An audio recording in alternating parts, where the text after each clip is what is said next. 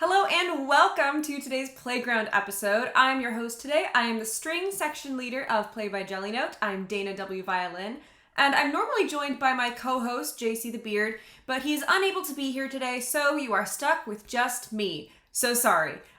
Today we have an incredibly exciting show lined up. We're going to be learning all about what makes music sound spooky, as it's the month of October, of course. But first off, we're going to be announcing the winners of the first event of the Play Awards. Now, if this isn't something that you've heard of, the Play Awards is an event that we're running here on the Discord server of Play by Jellynote for the very first time.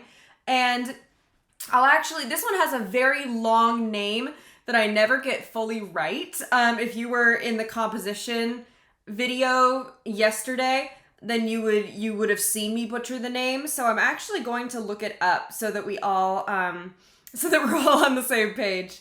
Here, let's see. Pins this. All right, here we go. Welcome to the awards for the Play Awards for weirdest or most creative use of an instrument while still sounding like music. So that title is pretty descriptive. You could probably guess what it is. So basically, the way that this works is that participants submit their recordings to our Discord channel, the Play Awards, and they can submit absolutely anything as long as it is something that they feel fits the prompt. So in this case, stuff that we were kind of looking for was recordings that used unconventional instruments or that used conventional instruments in an unusual way. And we have both of that. We have both of those things lined up here today.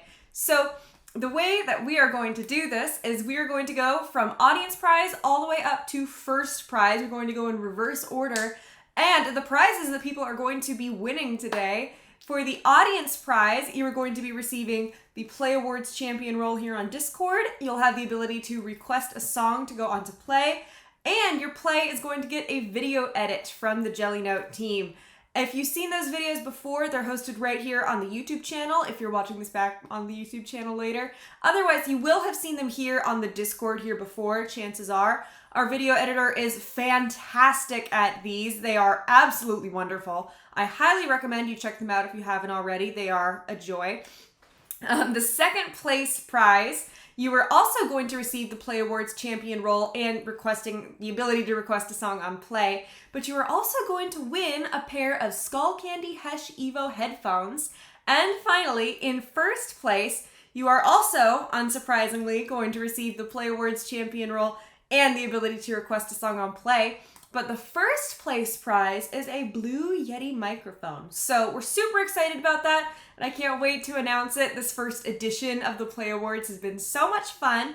So the way that we do these is that the audience prize was selected by votes from the audience, just like it sounds, and first and second place were selected by the team. And so if your video was selected for first or second place, you were taken out of the running for the audience prize, just in the interest of spreading the prizes around as much as possible so that as many people as possible get to participate. So now, first up, we're actually going to start with an honorable mention, which is a new thing. This wasn't an expected thing or anything like that, but for this honorable mention, this person is going to get the ability to request a song on play. The way that it would have shaken out is that if we had done this conventionally, there would have been one person who did not get an award because 4 people submitted, and that just didn't seem right. That seemed exclusionary. So if you give me just a moment here, I'm going to pull up and share the winner of the honorable mention.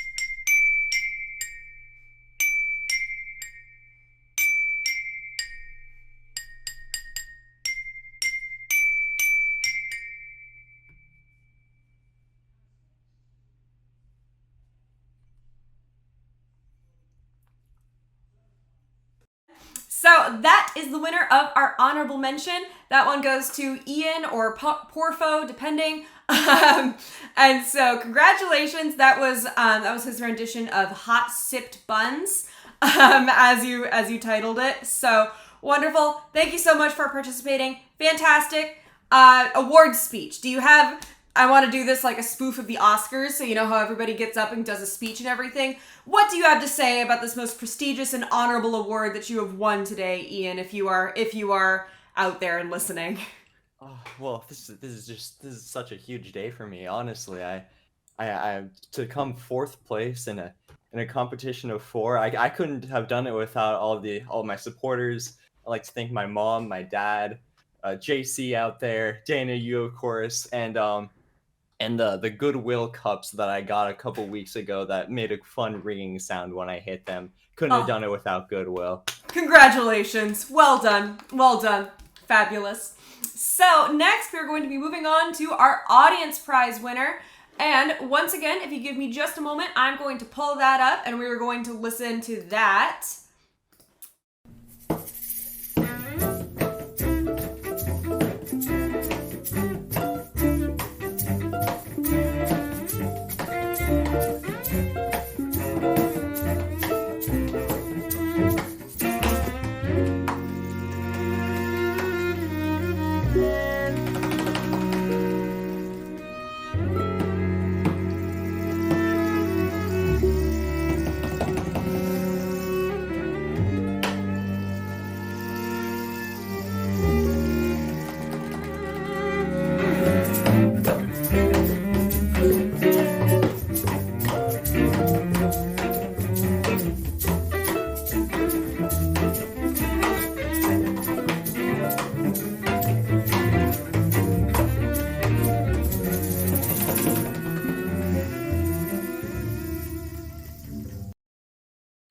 That is the winner of our audience prize. That is, as you can probably hear, that is Tater's, not, the word just flew out of my brain.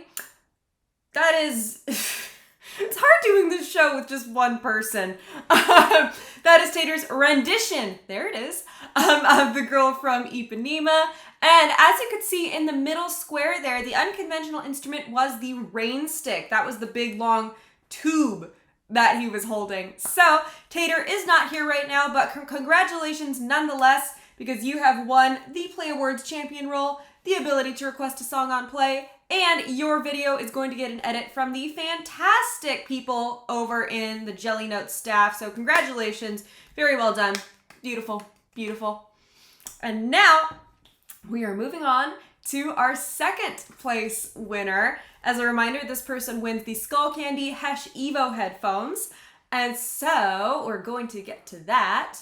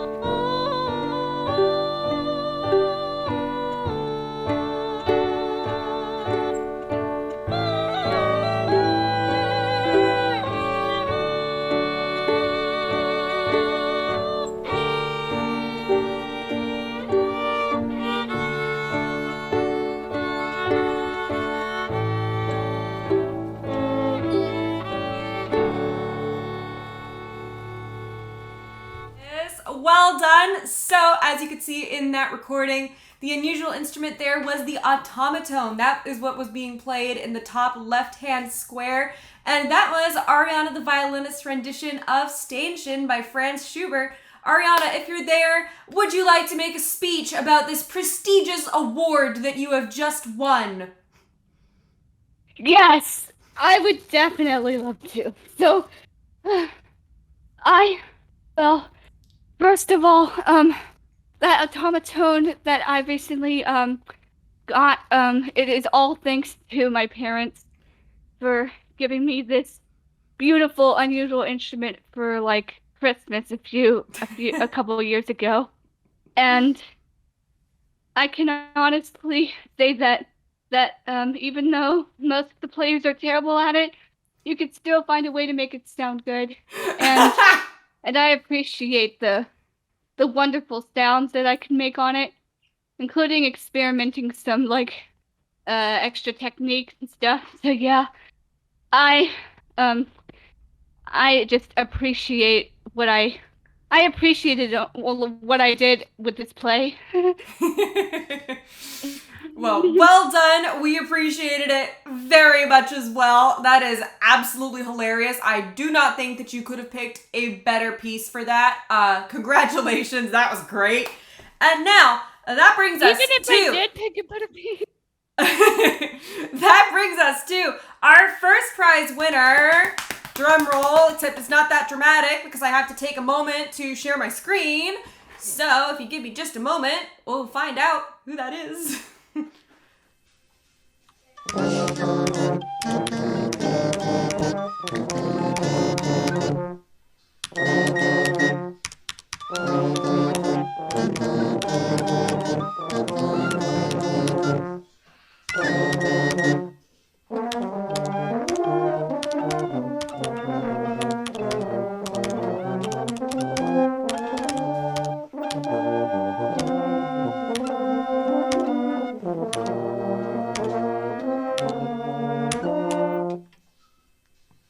Full screen, beautiful, gorgeous, fantastic work, lovely.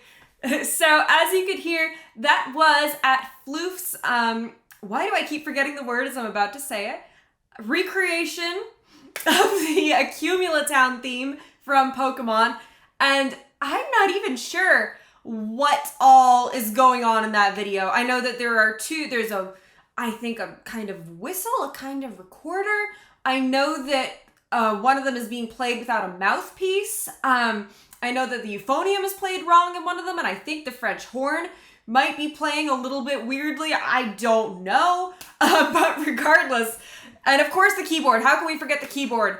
But regardless of whatever specifics are going on there, congratulations, Floof. You are the winner of the Play Awards champion, the ability to request a song on play, and a Blue Yeti microphone. If you are there, are you able to unmute and give us your fancy awards speech? Depends if you can hear me. We can hear you. Okay, good. So really, I mean, I was actually a little surprised. I thought I would. I definitely didn't think I was gonna win because I mean, I know it's incredibly difficult to tune something like an automaton. So I was like, she's probably gonna win, but whatever. So I'm really excited about that. I'm really happy. But a little bit of a funny story about all the instrumentation. I mean, those of you who know me from here know that I have quite the assortment of interesting instruments. So I took quite the opportunity. The first instrument that I recorded with was a B flat penny whistle. So the song was in B flat, so it was really easy to record most of it. But I had to do some weird techniques to get the accidentals because they're diatonic instruments. But the second instrument is, I don't even know what you'd call it. It's like a saxophone thing. It uses an alto saxophone mouthpiece, but it doesn't play in tune unless you really force it to, which is a recurring theme here, tuning. Then there's, what else? I forgot. I know that you were playing the euphonium weirdly in one of them. Yeah, I play it upside down for one of Nice, them. nice. And then, oh yeah, I put a I recorded two euphonium parts. I record the first euphonium part upside down, and then I record the second one normally just to fill in a little hole that I had. Sure. And then I on the third euphonium part, which was actually the tuba part, I stuck my alto mouthpiece onto the euphonium, and that's what's going on there. That's why it Okay. sounds weird. I had no idea. And then I discovered some interesting ways of playing using only the fourth valve for that one. So, um, then for the what else? Oh yeah, for the French horns, I had my regular double horn, which I have sitting next to me. But I had that one, and I was just playing it normally on that one, just because that's a melody for the last half. Right, that And makes then sense. and then a couple days later, I got out my single B flat horn because it has a removable bell. So I took the bell off and I extended all the tuning slides as far out as they could go, and it somehow played in tune. So Nice. um, then I put the bell back on and fixed the tuning slides, and I recorded it one more time. Right, I think I remember that. I remember that there was a different recording where you didn't have the bell on the French horn, I think it was, or something like that. So, yeah, I don't remember specifically, but congratulations. That is a whole lot of stuff. That is a whole lot of modifications. That is absolutely wild. But congratulations to all four of you, and thank you all for submitting to the first very annual, it's like greater than semi-annual, I just made it up, the first frequent Play Awards. And all of your submissions were fantastic. All of them made my day. There were a few submissions that did not make it into this presentation by these four people. So if you want to hear a little bit more of this, all of these are posted in announcements in our Discord channel, the link of which I'm sure is in the bio of the YouTube video. But that is the first edition of the Play Awards. So thank you so much. I'd like to give a big electronic hand to all of our participants. You all did awesome, and that was fantastic. And if this is something that interests you, we're going to be having another edition of the Play Awards very, very soon. So keep your eyes open, keep your ears open, and we will be announcing that very shortly, and we can't wait. So with that, we are going to move on to our next segment. Congratulations once again, everybody. You all did fantastic.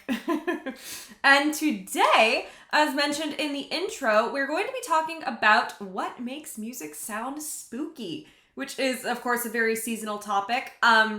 And so let's kind of talk about the mechanics behind all of these horror movie, spooky movie soundtracks, because there are a bunch of reasons why they sound so spooky, scary to us. And I've categorized them into a few different things.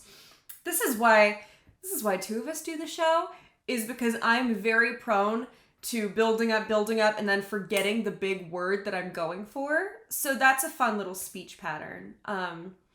So the first category here is just some general things that didn't fit into the other categories.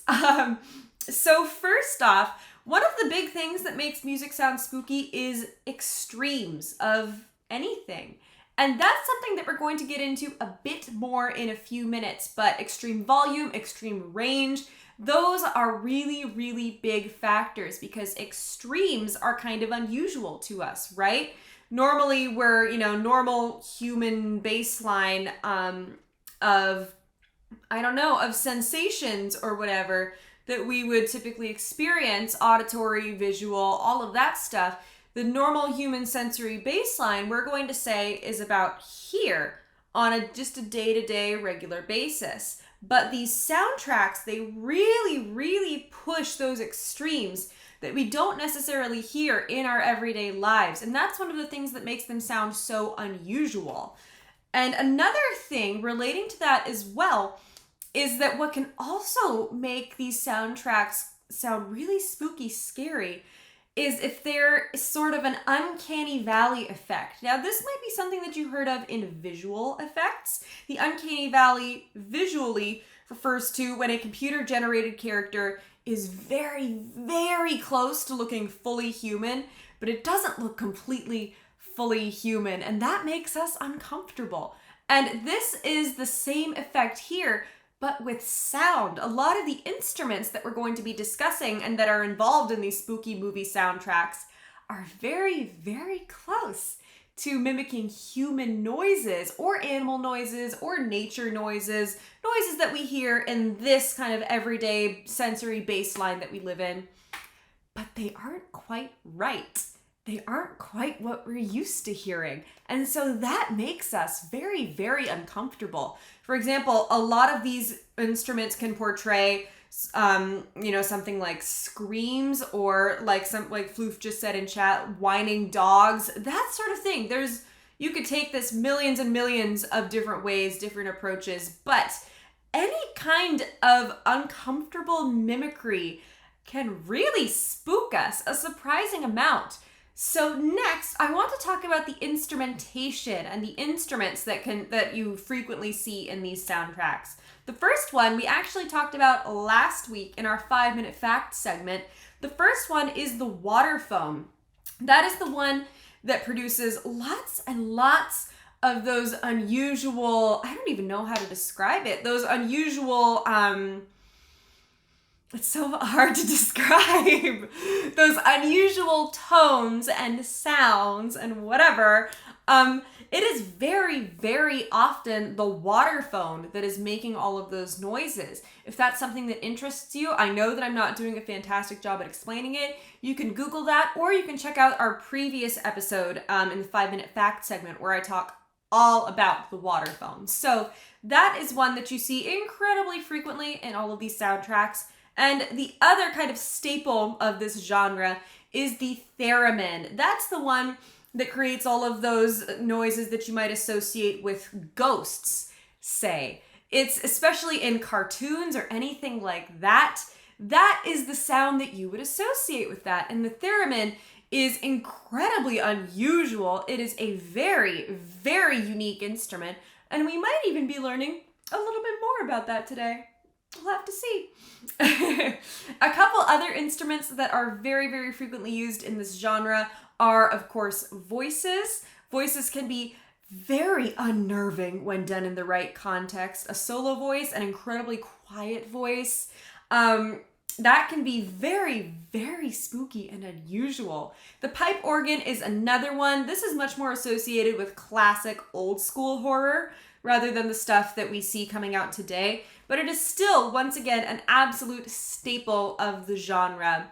And those are some of the instruments that our brain really, really associates with spooky. That is how those fit together. Our next category here is dynamics. So going back to extremes, extreme quiet or extreme loud in the right context in a movie can be incredibly jarring. And I'm sure that you've probably heard that before. For example, like jump scares, right?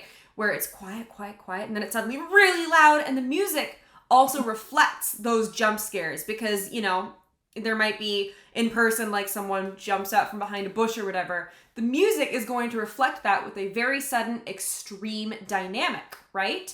And in the same way, extreme quiet can also be very, very freaky and really spook us out in the right context. All of this stuff is about context, right?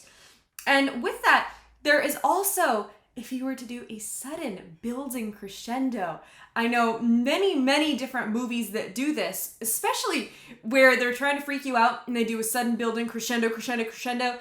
Maybe it's going somewhere. Maybe there's something that happens in the movie at the end of the crescendo. There's some action on screen. Or maybe there's not. Maybe crescendo, crescendo, crescendo, quiet. And then maybe there's a huge jump scare when you're least expecting it. But a well-placed crescendo can be incredibly scary. It can really spook you out. Now, the last thing on this topic that I want to talk about today is intervals. The intervals that are happening in the music are also a huge part of that kind of spooky atmosphere. So once again, we're going to throw it back to extremes. Extremely low instruments, or instruments, yeah, I guess, even though it all blends together. Extremely low tones or extremely high pitched tones. Both can be very, very scary because once again, they are extremes. They're out of kind of our sensory baseline of normal a lot of the time, right? Now, there are a couple of very, very distinctive intervals that are used in this kind of music. The first one, somebody actually said it in the Weekend Fun chat, not the one associated with this channel, but the one over there on the left-hand side. The tritone or the devil's interval. This one is very uncomfortable because on either side of the tritone is a perfect harmony, but in the middle, it is incredibly jarring. And if this isn't something that you've encountered before, this is what the interval of a tritone sounds like. It's pretty spooky, right? It's pretty freaky. And that is one that has been called the devil's interval going back for hundreds and hundreds of years, all the way back to the whole basis of Western classical harmonies, when all of that was just beginning to be discovered and figured out. It goes back centuries. And so that is an absolute time-honored way to make your stuff sound scary. You're going to hear that absolutely everywhere in your spooky music. That is part of what makes it so dang spooky. Another thing that also makes it so dang spooky is the Dies Irae. Now, this translates to Day of Wrath. I'll also play this for you if this is not something that you're familiar with, but the Dies Irae is this series of 4 notes. And those are actually from a 13th century Gregorian chant of the same name.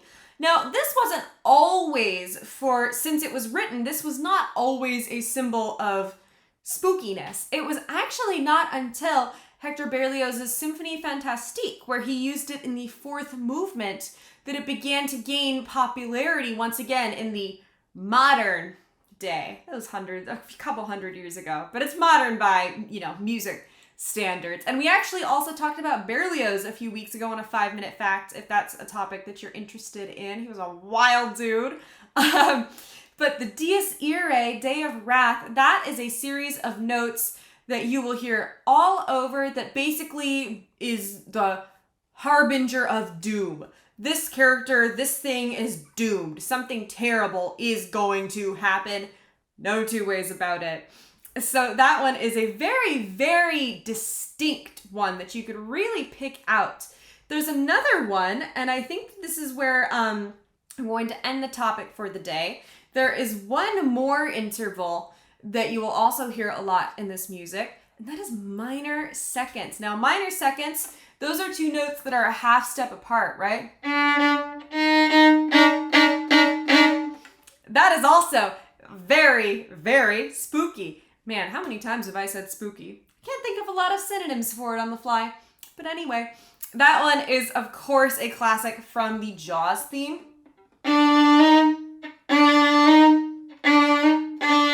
And so on, right? That is, absolute classic from that. But that is also an absolutely hair-raising interval that you will hear very frequently. And Floof says here in chat that ostinato in Duel of the Fates vaguely resembles a variation of it. I don't remember exactly because I can't remember that song off the top of my head, but I'm pretty certain.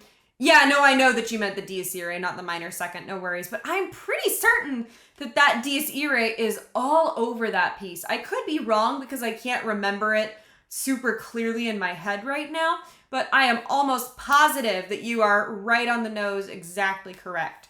So even though we could go on and on and on about this stuff, that is kind of a short, succinct way. Again, I had a real good word, but then it was gone. We just have to deal with that and make our peace with it.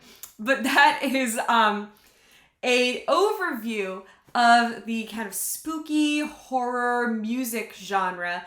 and all of the things that go into making it what it is and giving us the reaction that it does. Not only does it have to do with on-screen context, as we were saying, but it has to do with all of these concepts of extremes outside of our baseline, unusual things that we don't hear frequently, and all of these intervals that have hundreds of years of history behind why they are so spooky. So that is our main segment for the day. Again, I don't know how many times I said spooky in that, but once again, you're all stuck with me. So, And now we're going to go and we're going to move ahead to 5-minute facts. Now, this segment is where I attempt to give you a somewhat full history of a person, place, or thing in the whole realm of music history in under 5 minutes. I'm usually pretty good with it. I can usually get it done in under 5 minutes. So we are going to start the timer. I'm going to take a couple deep breaths. In 3, a 2, a 1. Today we are going to be talking about the theremin. The theremin is an electronic instrument and was designed and patented in 1928 by the inventor/physicist, Lev Sergeyevich Termin, better known as Leon Theramin. Thank goodness. My apologies for that pronunciation. The theremin is played without physical contact by the performer. There are 2 metal antennas coming out from it which control pitch and volume, sensing and recording the location of the performer's hands in order to make a sound. The pitch antenna is a tall vertical pole, while the volume antenna is a horizontal loop. This was originally a product of Soviet research into the development of proximity sensors. In the late 1920s and early 1930s, several performers became absolutely fascinated with the theremin's eerie sound and magic-like technique and began touring with it to very great acclaim. In 1938, Theramin, the person, left the USA and missed his instrument's great popularity after World War II ended, and he did not appear again for 30 years. The theremin's post-World War II popularity was short-lived, but the electronic enthusiast Robert Moog, who was the inventor of the Moog synthesizer, began building and selling theremins in the 1950s. He sold them in DIY-style kits where the customer built it themselves. Unlike virtually every other instrument, performers cannot simply stop playing or add a damper to the sound to stop it. The thereminist, what a word, has to play the rests, which is very unusual, and this is even more awkward when trying to articulate rhythms. Because volume is controlled with one hand, simply moving the pitch hand creates a sliding sound. The performer then has to make a pecking action with the volume hand in order to mute the instrument. I'm not sure exactly what that specifically looks like, but I can imagine, and it's unusual. Music critic, one more. The theremin can also create a vibrato effect by fluttering the pitch hand, kind of like that. Music critic Harold C. Schoenberg, no relation to the composer Arnold Schoenberg, described the sound of the theremin as a cello lost in a dense fog, crying because it does not know how to get home. In classical music, the theremin is almost exclusively used in avant-garde music and experimental works. Percy Grainger even went so far as to replace a string quartet with 4 to 6 theremins in some of his earliest free music compositions. The theremin is widely used in popular music, either directly or very frequently using a synthesizer to copy its sound. The Beach Boys' Good Vibrations is most frequently cited as an example of its use in pop music, but ironically, it does not actually use a theremin. It is just a theremin sound. It's not the actual instrument. The theremin's most concentrated use has been in mid-20th century film music. It is used to evoke eerie, spooky, or alien sounds and moods. We know all about that now. We're experts. And many famous TV shows or movies that sound like they use a theremin actually do not, and instead use different instruments to create very, very similar sounds. And since it does not require physical touch, even a simple arm-shaped robot can play the theremin. And that is 5-minute facts for today with 1 minute and 40 seconds left. So that is, 3-minute, 20-second facts? Not bad. But that's some more history of the theremin, which of course we were talking about earlier. And now we have officially covered both the waterphone and the theremin, two of the the biggest staple instruments of that horror soundtrack genre, in 5-minute facts. So, nice. Now, we are going to go ahead and we're going to move to our next segment, which is once again a spooky segment. This one was not planned, it just happened to work out this way. And you're going to have to give me just a moment to get this all set up, okay? It's time for our Song of the Day segment now, and today I'm going to be talking all about the Lavender Town theme, which is considered one of the spookiest songs that ever came out of the Pokemon franchise, if not possibly the spookiest one. So this one, again, was not planned to be so thematic to this spooky episode. It really just happened that this was the one that people voted for this week, and I did it because that is my job. So let's talk about this here. As you can see, this first violin part right here is not very exciting. It is not. It is one of the more boring parts that I have written, but that is how the song goes, and sometimes you just don't have a choice. So I recorded this part first after I uploaded it to play because I didn't want anybody else to suffer through it unless they felt that they needed to. Now, down here in the play window, we're going to go to the parts button, and I'm going to flick through these parts before we listen to it all together. This is a fantastic function of play. It's underneath the practice window where you can view all of the parts and you can listen to the full score. It's a very powerful program, actually. I love it.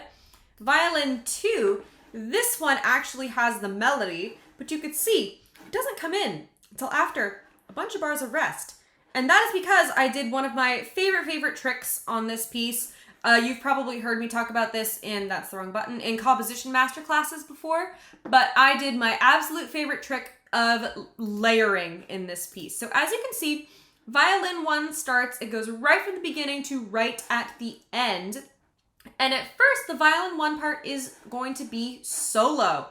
The next instrument that comes in, I believe, is the cello. Yeah, there we go. After 4 bars, the cello comes in. So then it is just a violin and cello duet. And once again, you have an ostinato here. You have these 4 notes that repeat throughout the entire thing. And then after 4 bars of the violin and cello duet, we have, there it is, the bass come in. So now we have 3 instruments playing. We have violin, cello, and bass filling out this very unusual harmony. And then I believe the viola comes in next, which takes the very top of this sort of 3-part harmony that we're building with the bass, cello, and the viola. The violin 1 part is its own thing. Doesn't really count in this harmony. And finally, only after we have this big build does the melody actually come in the second violin. This is one of my favorite tricks, layering in the parts as they come in. It creates such a natural build to the piece, and I love it. It's the best trick. Feels like magic every time. And so, even though these parts individually do not look horrifically interesting, because all of them are 4 bars repeated over and over, with the exception of, I guess the first violin part is 1 bar repeated over and over, and the second violin part, it technically varies, so it's an 8-bar repetition. But let's hear how it sounds all together now. I'm going to be flipping between all of these different parts as they come in, so we could see them and hear them. I should be able to do that just fine. And we're going to go here and select full band in the MIDI playback, and that's going to give it to us. So without further ado, let's hear some Lavender Town.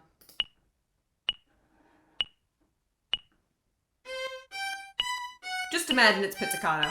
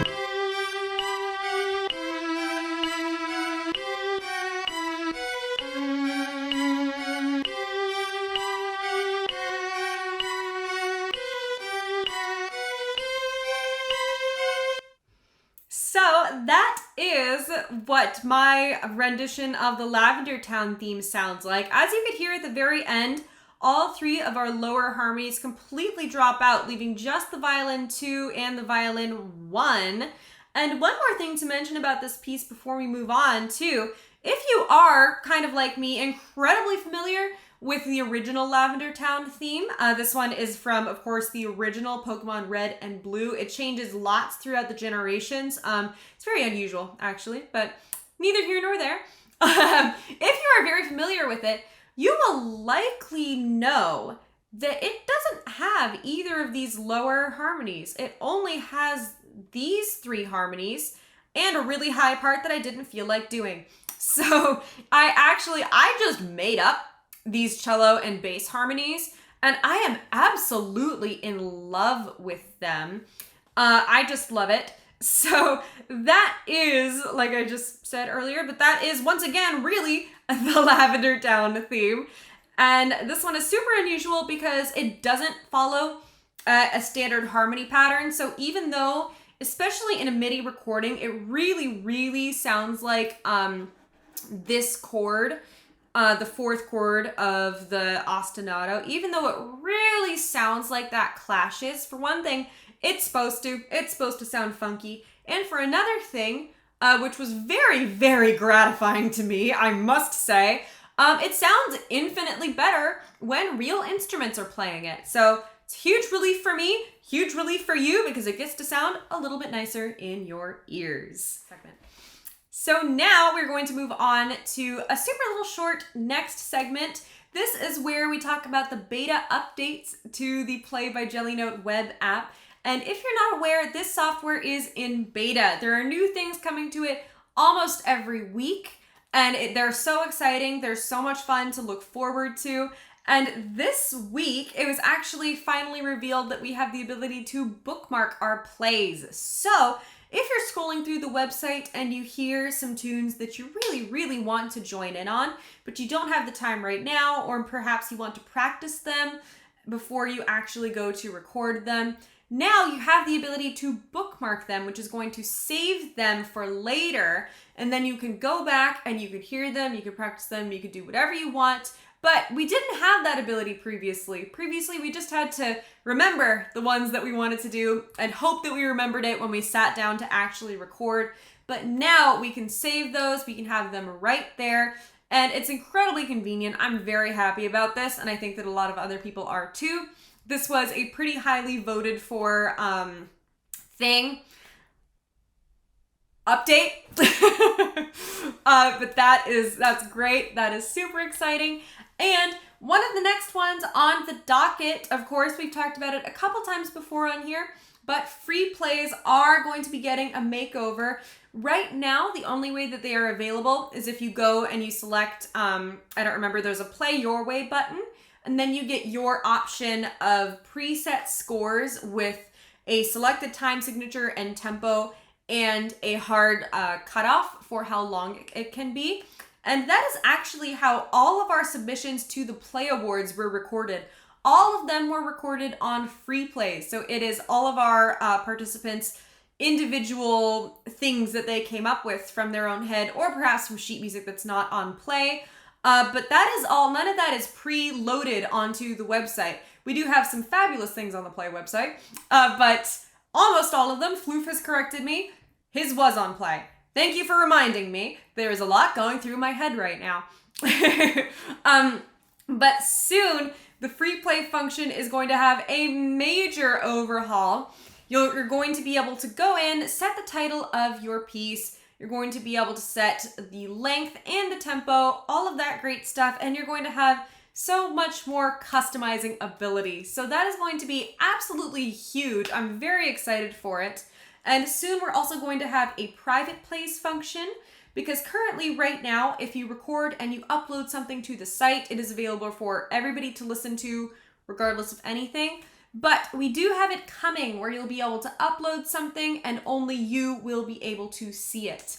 That's something that is going to be coming in the future. I don't know if we have a hard date set for that yet, but that is super duper exciting. And these free plays, this is also a large overhaul. It's going to take a significant amount of time, so it's not going to be here tomorrow, but it's going to be here in the next few weeks, and we're very excited for that. And I believe that that is all of our beta updates information today. So we're going to go ahead and take it to our final segment, which is the blind test. If this is not something that you're familiar with, these are the rules. So I'm going to show you guys 5 different plays, all taken directly from the featured tab of the play platform. And these all have the name and the composer omitted. You cannot see them. And so whoever is here, whoever here shouts out the name of the song or the composer, I give points for composer. First, whoever is able to identify those first is of course going to get a point, and the winner of the blind test is going to get a song request of their choice put up on the play platform. These are pretty highly contested. You have to be pretty quick to get these. So, without further ado, let's go ahead and get started.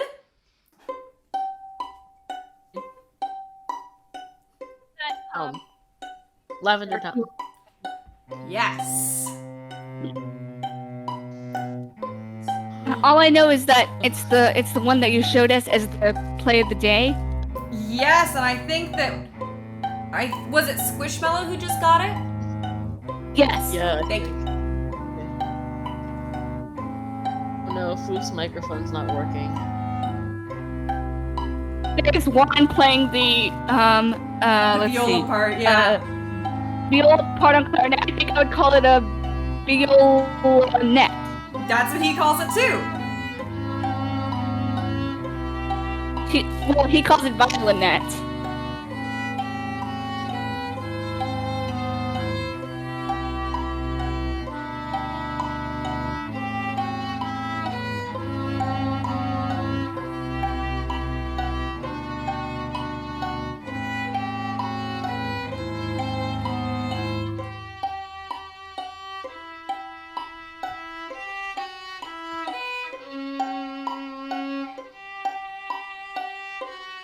Laura's so good.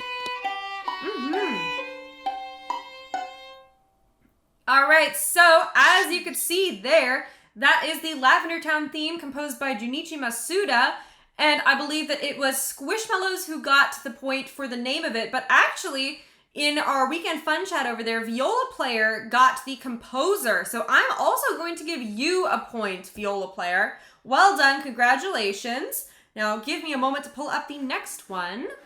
That was Lavender Town by Junichi Masuda, and the players that you see in front of you, are myself, Juan Perez, Ian, who was one of our Play Awards winners, Floor, and Jacob. So that is our personnel for that recording, and now we're going to go ahead and we're going to take it to our next one here. Loading. It's loading. Oh! In one of his free plays. I have a feeling it's No, one no, of something those- March. That's true. Something Russian. Tim says said No, the it's right answer, I think. So Haj something. That's what Tim says. Yes, Tim's has got it. I'm gonna give it to him. He said it through the text I channel. knew I saw this like a couple of hours ago. I knew that the thing was March. You know, I'll give it to you for March, Squishmallow. I'll give you that point. Give me half a point, please. I'll give you half a point, sure. This may be a Czech piece, but it kind of sounds German to me. I thought it was Russian.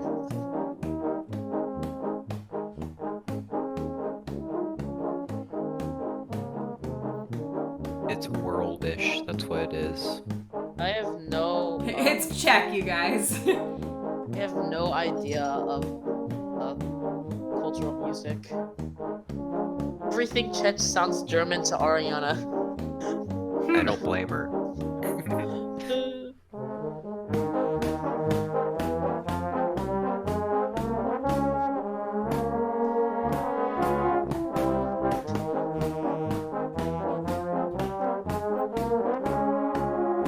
lot of instruments not covered. So, as you all guessed, I'm not going to pronounce this right, and Jacob is not able to unmute right now, so he can't yell at me about it. This is Shohash? A march by, I'm not even going to try, Vaclav Vakar. That's not right. That it is what it is. And the players who were all in that video were JC the Beard, Jacob, myself, and Sage/Brassman on the play platform. And the points as they currently stand, Squishmallows has 1.5. I gave you half a point for March. Why not? Viola Player has 1, and Timza has 1. Let's take it to our next one. The Madal. Nope, that's not how you say it. That is how you say it, and I mixed it around. Yes, Ariana, I'm sorry. If anyone has any guesses at the composer, we still have that. What's the name of the song? It is the Moldau. I That think is it's the song. Moldau. I think it's Timza Grieg or Berlioz. Squish, I'm going to give it to you for saying Voltava because that is also a name of the song. No, it has a couple. I'm saying what Timza said. Oh, then Timza gets that. Thank you for your honesty.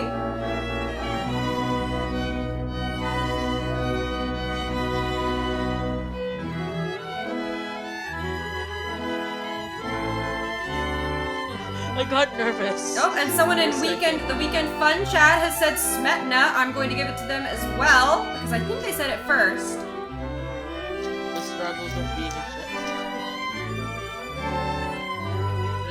That's accurate. I got nervous when she said she was going to give me the point.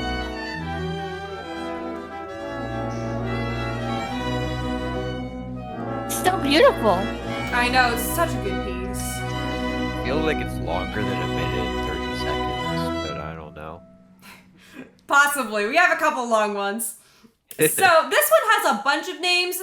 Mavlast is the one that it's going by on here, but it does have a couple of other names. So that was, the Moldau or Voltava or other names by Smetana.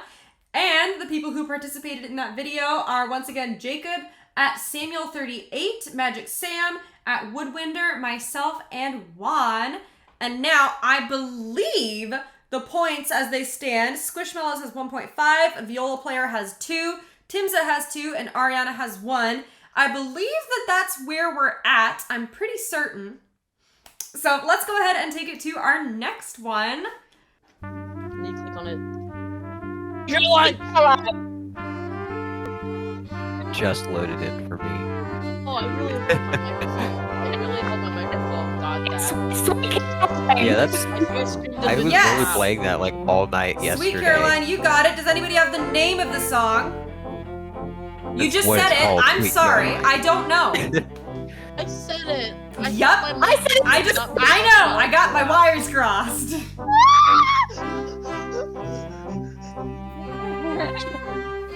Such a classic. Is this like one of those classic songs or like songs that we are hearing today? It's a classic, 100%. I know someone who can actually. Okay, I actually know a musician friend of mine who can play like all the usual saxes, oboe, English horn, clarinet, and bass clarinet. They can actually memorize all the classic songs from the 50s to the 70s.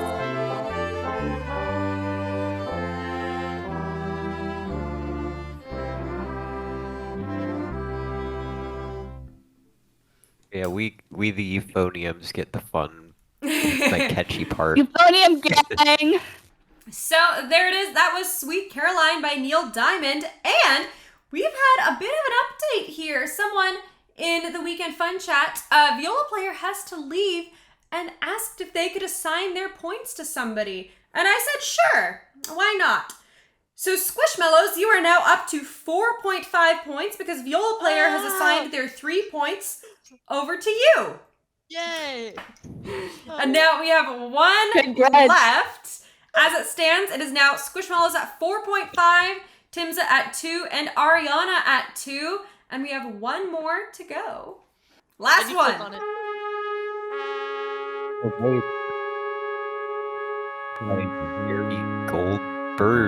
Goldsmith No, or whatever. Goldsmith, there it is! John Williams vibes. It has John Yeah, Williams. I get to be smart here because I'm the one who arranged this one. That is true. So, You actually arranged it, Flu? Nice. yeah. I thought it's an original Williams composition. vibes. Well, yeah, because like Juan accidentally put it down as original when he first uploaded, and I was like, no, that's did write that. Do you think you could change it?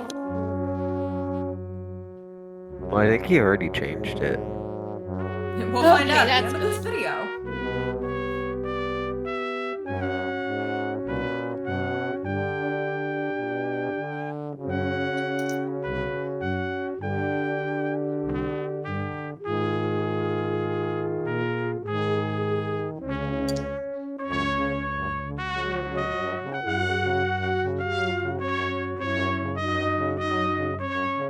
A lot of brass plays today. Yeah, no kidding, right? Let's appreciate the brass community.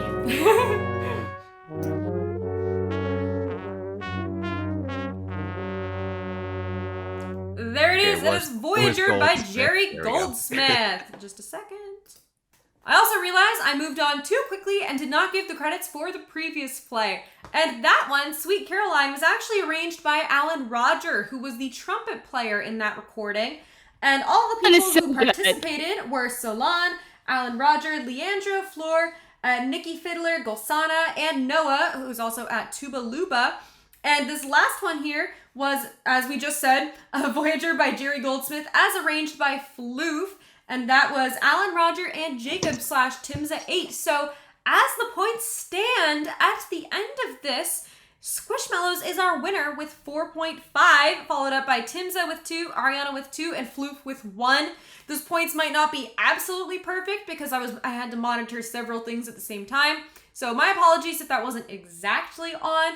But regardless of anything, that would still leave Squishmallows as the winner. So congratulations, you have won the ability to request a song of your choice to go onto the Play platform. We'll talk after the show. Congratulations. And I really wanna... with that, that is the end of our show today. Thank you so much for coming out. It is always a pleasure. It is always a privilege. We have awesome events going here on the server all of the time. So if you are watching this video and you're not a part of the Play community, this is the place to be for composition masterclasses, these events, the Play Awards, and so much more. And you could also participate in any of those virtual ensembles that you just saw in the blind test. All of those are on the Play platform, and the sheet music for it is available there as well as hundreds of other songs, with the catalog growing every single day. So thank you so much for being here. If you're here in the live show, you don't have to leave. We hang out and we chit chat afterwards. And if you're watching the YouTube video, I kept doing this yesterday. I kept saying the YouTube and just leaving it there as if I was ancient. If you're watching the YouTube video later on, we will see you again next week. Take care and bye.